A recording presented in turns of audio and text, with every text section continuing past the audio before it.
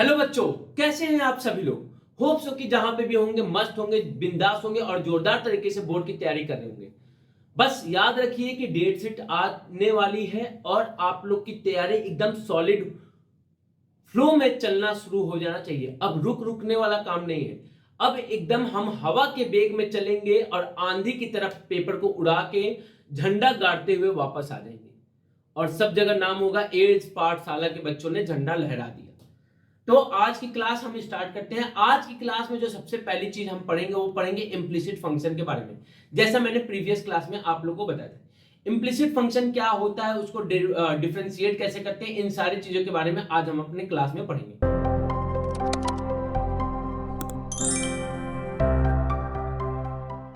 आज का जो क्लास होने वाला है वो हम पढ़ने वाले हैं derivative of implicit function. Derivative of implicit function. सबसे पहला क्वेश्चन ये आता है कि भैया ये जो आपने लिखा है इम्प्लिसिट फंक्शन, ये क्या होता है। भैया सबसे पहले इसके बारे में पता होता भी तो। मैंने कहा खिचड़ी बनाना है, सब कूद गए, हाँ खिचड़ी बनाएंगे खिचड़ी। अरे खिचड़ी होता क्या है भाई, पहले ये तो पता चले कि खिचड़ी क्या होता है। चावल दाल पानी नमक हल्दी मिला के सीटी लगा दी 5 बार, बन गया खिचड़ी। लेकिन पता तो हो खिचड़ी क्या होता है। तो सबसे पहले आपको इम्प्लिसिट फंक्शन पता होना चाहिए। अब देखिए खिचड़ी मैंने क्यों बोला, क्योंकि खिचड़ी में क्या होता है, सारी चीज एक में मिक्स करके मिला दिया जाता है। सेम उसी तरीके से इसके नाम में छुपा हुआ है इस फंक्शन के बारे में, इम्प्लिसिट फंक्शन। इसमें भी क्या होता है कि जो x और y होते हैं ये इस फॉर्म में होते हैं, जहां पे जो y है उसको हम fx के फॉर्म में नहीं लिख सकते। फंक्शन दो तरीके के होते हैं, एक फंक्शन होता है एक्सप्लिसिट फंक्शन और दूसरा होता है इम्प्लिसिट फंक्शन। तो एक्सप्लिसिट फंक्शन मतलब अभी तक जो भी आपने डिफरेंशिएशन किया है, dy by dx फाइंड किया, वो सभी कैसे फंक्शन थे, एक्सप्लिसिट फंक्शन। एक्सप्लिसिट मतलब जो अलग अलग हो सकते हैं, that is when a function can be written in the form of y equal to fx, then the function is called explicit function. And when we talk about implicit function, तो implicit function क्या होता है, when we can not write y as a form of x। y को अगर हम x के form में नहीं लिख पाते हैं तो इस टाइप के फंक्शन को क्या कहते हैं, इम्प्लिसिट फंक्शन। तो क्वेश्चन ये आता है कि भैया हम इसके वैल्यू को कैसे फाइंड करेंगे। Means when we have to find the value of dy by dx, then how we can do that. तो इसको करने के लिए हम लाएं किसको, डिफरेंशिएशन ऑफ इम्प्लिसिट फंक्शन, और उनको इस क्लास में हम जानेंगे। तो चलिए देखिए, यहां पे दो क्वेश्चंस लिखे हैं और दोनों अगर क्वेश्चन को देखें तो समझते हैं बात को। अगर पहले वाले क्वेश्चन को देखिए तो पहले वाले क्वेश्चन में क्या लिखा है, अगर हम यहां से y की वैल्यू को फाइंड करें तो आपने कोई y जो है वो हो जाएगा x minus pi. That is y को आपने किसके फॉर्म में लिख लिया, x के फॉर्म में। तो आपने कहा ये जो फंक्शन है ये कैसा फंक्शन हो जाएगा, एक्सप्लिसिट फंक्शन। तो एक्सप्लिसिट फंक्शन को आप दोनों तरीके से सॉल्व कर सकते हैं, इम्प्लिसिट वाले मेथड से भी और नॉर्मल मेथड से भी। अगर इम्प्लिसिट मेथड से आप सॉल्व करते तो आपने कहा कि भैया हमको dy by dx फाइंड करना है। क्या फाइंड करना है, dy by dx। ये ध्यान दीजिएगा कि dy by dx फाइंड करना है कि dx by dy फाइंड करना है। अगर dy by dx फाइंड करना है तो डिनोमिनेटर में dx है तो हम डिफरेंशिएट करेंगे विद रिस्पेक्ट टू x, और अगर dx by dy फाइंड करना होगा तो differentiate with respect to y करेंगे। तो आपने कभी डिफरेंशिएट करते हैं both side, differentiate both side with respect to x, x के रिस्पेक्ट में डिफरेंशिएट किया तो क्या मिला, तो आपने कोई x का डिफरेंशिएशन तो 1 हो जाएगा क्योंकि x के रिस्पेक्ट में डिफरेंशिएट कर रहे हैं। लेकिन y का जो डिफरेंशिएशन है वो dy by dx हो जाएगा, क्योंकि y जो है वो अलग वेरिएबल का फंक्शन है और x अलग वेरिएबल का। तो y को x कभी भी डिफरेंशिएट नहीं कर सकता। दैट मींस कि अगर डिफरेंट वेरिएबल हुआ तो उसको वो ही वेरिएबल डिफरेंशिएट कर सकता है जो वेरिएबल है। मतलब y अगर है तो y डिफरेंशिएट कर सकता है और अदर कोई वेरिएबल उसको डिफरेंशिएट नहीं कर सकता।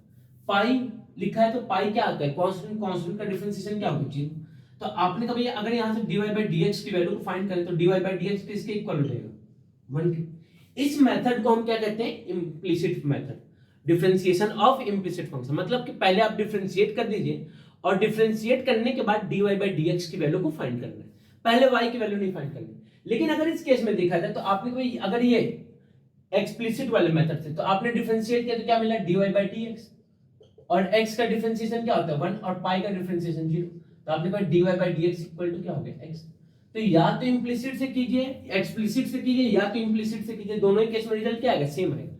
लेकिन हम एक्सप्लिसिट फंक्शन वाला जो मेथड है हर क्वेश्चन में नहीं लगा सकते। क्यों नहीं लगा सकते? क्योंकि हर जगह y को आप x के फॉर्म में नहीं लिख सकते। जैसे क्वेश्चन नंबर 2 में देखिए, क्वेश्चन नंबर 2 को देखिए, तो आपने भाई यहाँ पे तो y लिखा है, तो y को हम x के फॉर्म में लिख सकते हैं, लेकिन ये साइन भी किस पे ऑपरेट हो रहा है, y पे। दैट मींस आप दोनों जगह से y को कॉमन नहीं ले सकते। अब कुछ बच्चे सोचेंगे भैया नहीं क्यों नहीं ले सकते, y कॉमन ले लिया, इसको 1 प्लस साइन लिख देंगे। अरे देखो ये साइन ऑपरेट हो रहा है y पे, तो जब साइन y पे ऑपरेट होता है गधो, तो वहां से y को कॉमन नहीं ले सकते जब तक कि वो प्रोडक्ट में ना हो। तो आपने कभी ये नहीं लिख सकते। अगर y को x के फॉर्म में नहीं लिख सकते तो function will be implicit function. और इम्प्लिसिट फंक्शन का सिर्फ एक ही मेथड होता है, क्या, कि दोनों तरफ डिफरेंशिएट कीजिए, then we will substitute the value for dy by dx। अगर यहां पे डिफरेंशिएट किए तो डिफरेंशिएट करेंगे with respect to, differentiate both side with respect to x, तो क्या हो जाएगा, y का डिफरेंशिएशन हो गया dy by dx।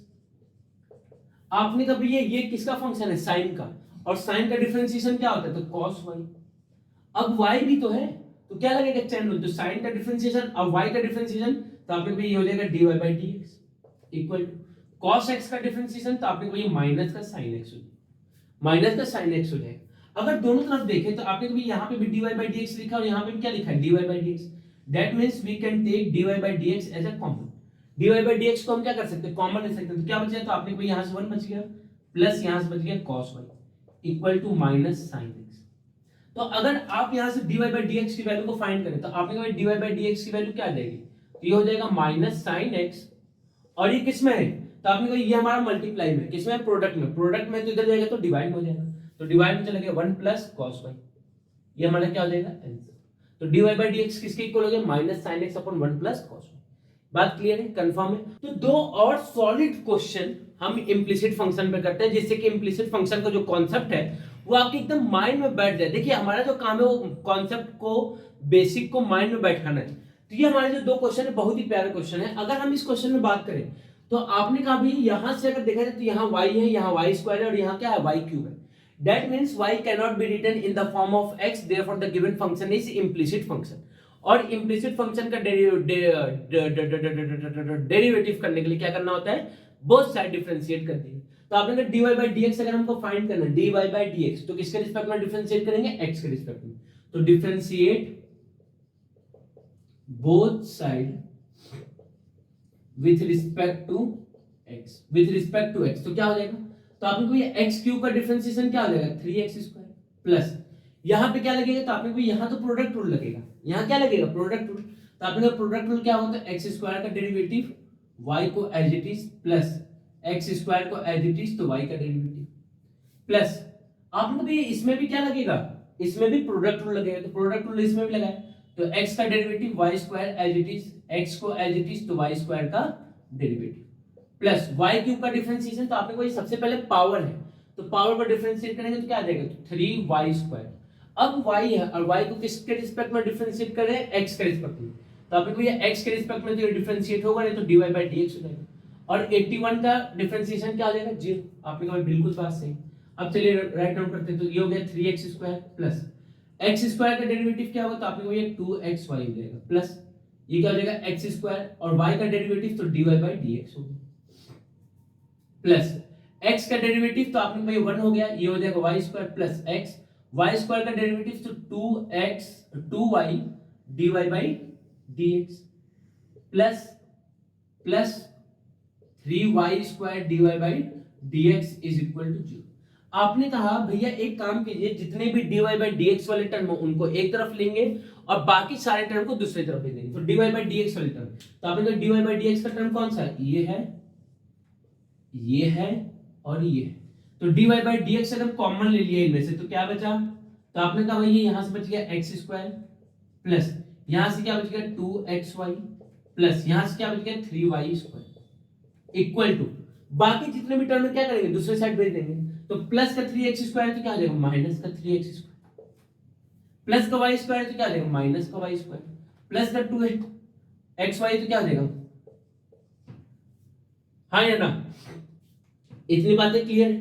अब आपने कहा भैया हमको क्या चाहिए, dy by dx की वैल्यू चाहिए, तो dy by dx की वैल्यू क्या आएगी, तो dy बाई dx की वैल्यू क्या आएगी, ये हमारा पूरा मल्टीप्लाई में, ये पूरा का पूरा तो किस में चला जाएगा, डिवाइड में। अब माइनस हमने यहाँ से कॉमन ली, तो माइनस कॉमन लेने पे क्या होगा, तो जो भी माइनस थे सारे क्या हो जाएंगे, तो आप लोग ये सारे के सारे प्लस हो जाएंगे, और यहाँ पे जो थे वो क्या हो जाएंगे, तो आप लोग ये डिनोमिनेटर में चले जाएंगे, प्लस 2xy, ये हमारा क्या हो जाएगा आंसर।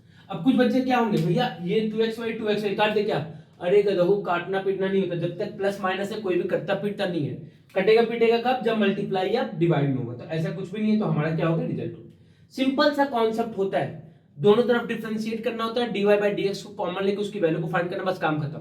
अब चलिए इस वाले क्वेश्चन को देखिए, और इस क्वेश्चन के साथ आपका जितना भी कॉन्सेप्ट है इम्प्लिसिट फंक्शन का एकदम क्लियर एंड क्रिस्टल हो जाना है, ठीक है। क्रिस्टल क्लियर होता है तो हम क्लियर और क्रिस्टल करेंगे, ठीक है। पहले क्लियर करेंगे और उसके बाद क्रिस्टल मतलब सॉलिड के फॉर्म में कर देंगे, जिससे कि कभी भी कोई डाउट ना आए। चलिए अब इसको देखिए, तो आपने भाई साइन स्क्वायर y का डिफरेंशिएशन होगा यहाँ पे, प्लस cos xy का डेरिवेटिव होगा इक्वल टू k का डेरिवेटिव। तो k का डेरिवेटिव क्या होता है, तो आपने भाई k का डेरिवेटिव होता है 0, ये साइन स्क्वायर, तो स्क्वायर मतलब पहले स्क्वायर का डिफरेंशिएशन करेंगे, तो स्क्वायर का डिफरेंशिएशन क्या हो जाएगा 2 sin y। अब साइन का डेरिवेटिव, तो साइन का डेरिवेटिव क्या होता है, आपने भाई साइन का डेरिवेटिव होता है cos y, साइन का डेरिवेटिव क्या होता है cos y, साइन का डेरिवेटिव हो गया क्या cos y, और y का डेरिवेटिव, तो आपने भाई y का डेरिवेटिव होगा dy बाई dx प्लस, अभी क्या लिखा है cos लिखा है, तो आपने cos का डेरिवेटिव होता है माइनस sin xy। अब ये xy का डेरिवेटिव करेंगे, तो xy किसमें है, तो आपने को ये xy जो है प्रोडक्ट में, xy किसमें है प्रोडक्ट में, तो xy अगर प्रोडक्ट में तो क्या लगेगा प्रोडक्ट में लगेगा, तो आपने को ये x का derivative y as it is plus x as it is, तो y का डेरिवेटिव इक्वल टू 0, भाई k का डेरिवेटिव क्या हो जाएगा 0, क्या मिला हमको, तो आपने ये तो लिखा है 2 sin y cos y, 2 sin y cos y, ये क्या होता है, तो ये sin 2y का फॉर्मूला होता है, तो आपने कहा ये sin 2y का फॉर्मूला हो गया dy by dx plus minus minus sin xy, यहाँ पे क्या आ गया, तो आपने ये x का derivative 1 y as it is plus x as it is dy by dx is equal to 0, तो क्या मिलेगा, तो आपने कहा ये हो गया sin 2y dy by dx minus y से मल्टीप्लाई हो तो y sin xy, ये नहीं y से मल्टीप्लाई करके यहाँ y स्क्वायर कर देंगे, ये सब गलती मत कीजिएगा भैया, ये sin xy पे ऑपरेट हो रहा है ना कि मल्टीप्लाई हो रहा है, तो y बाहर आके मल्टीप्लाई होगा, ठीक है, plus minus minus x sin xy sin xy dy by dx is equal to 0। अब क्या करेंगे, तो आपने भाई अब आपने कॉन्सेप्ट ये बताया था कि जो dy बाई dx है उसको कॉमन ले लीजिए, तो dy बाई dx एक यहाँ पे एक यहाँ पे है, तो dy बाई dx कॉमन लिए तो क्या मिल गया, आपने कहा dy बाई dx कॉमन लिए तो we get sin 2y minus x sin xy, और ये माइनस है इक्वल टू उधर जाएगा तो प्लस हो जाएगा, तो वो y sin xy। हमको किसकी वैल्यू चाहिए, तो आपने कोई हमको कुछ नहीं चाहिए, हमको सिर्फ dy बाई dx की वैल्यू चाहिए, तो dy बाई dx की वैल्यू क्या आ जाएगी, तो dy by dx is equal to y sin xy divided by sin 2y minus x sin xy, ये हमारा क्या हो गया, क्या हो गया आंसर। तो होप सो कि इम्प्लिसिट फंक्शन क्या होता है, उनके क्वेश्चन को डिफरेंशिएट कैसे किया जाता है, मतलब उस फंक्शन को डिफरेंशिएट कैसे करते हैं, ये आपको समझ में आ गया, और 4 हमने बहुत ही बेहतरीन क्वेश्चन आपको करके समझाया। अब जो नेक्स्ट क्लास होने वाली है वो इम्प्लिसिट फंक्शन से रिलेटेड एक टॉपिक होता है, that is known as derivative of inverse trigonometric function.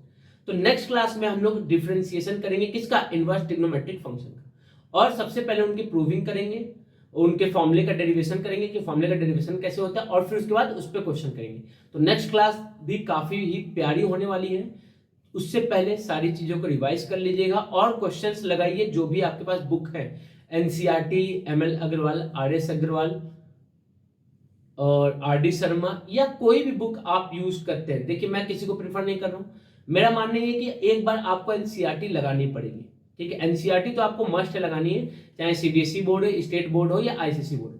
तो एक बार पहले एनसीईआरटी कंप्लीट कीजिए, उसके बाद जो भी आपके पास बुक है एक्सटर्नल बुक्स उनको लगाइए और अपने बेस को, कॉन्सेप्ट को सॉलिड तैयार कीजिए। और जय हिंद, जय भारत, मिलते हैं नेक्स्ट क्लास में।